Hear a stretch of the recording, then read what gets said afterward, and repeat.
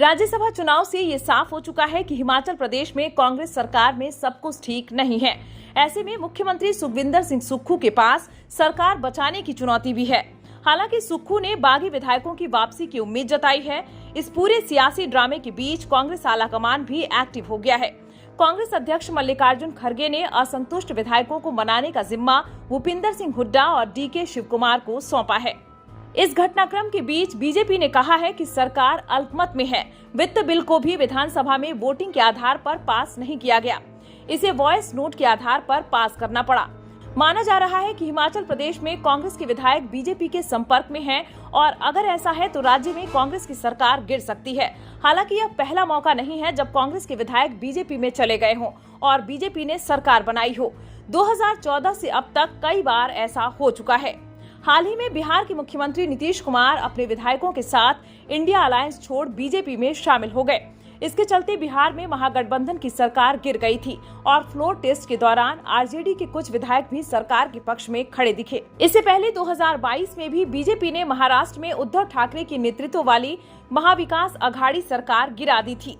उस समय एकनाथ शिंदे 16 विधायकों के साथ पार्टी से अलग हो गए थे। बाद में उन्होंने बीजेपी के साथ मिलकर सरकार बना ली। मध्य प्रदेश विधानसभा चुनाव 2018 में बीजेपी ने शिवराज सिंह चौहान, कांग्रेस ने कमलनाथ की अगुवाई में चुनाव लड़ा था।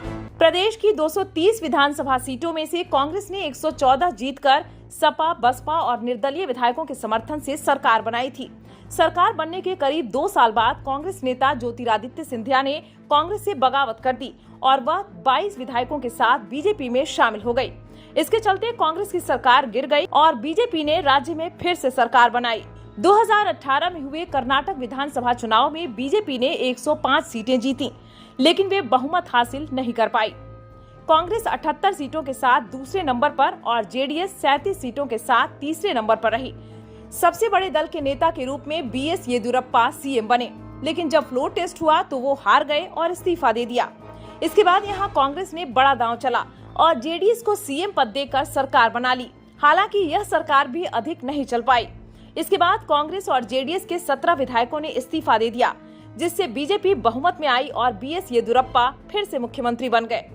बिहार में 2015 में हुए चुनाव में महागठबंधन में शामिल राष्ट्रीय जनता दल को 80 सीटें, जनता दल यूनाइटेड को 71 सीटें, कांग्रेस को 27 सीटें मिली, जबकि भारतीय जनता पार्टी 53 सीट पर ही जीत हासिल कर सकी थी। नीतीश कुमार ने सीएम पद की शपथ ली। हालांकि सरकार बनाने के 2 साल बाद ही नीतीश कुमार ने इस्तीफा दे दिया और बीजेपी के साथ मिलकर सरकार बना ली।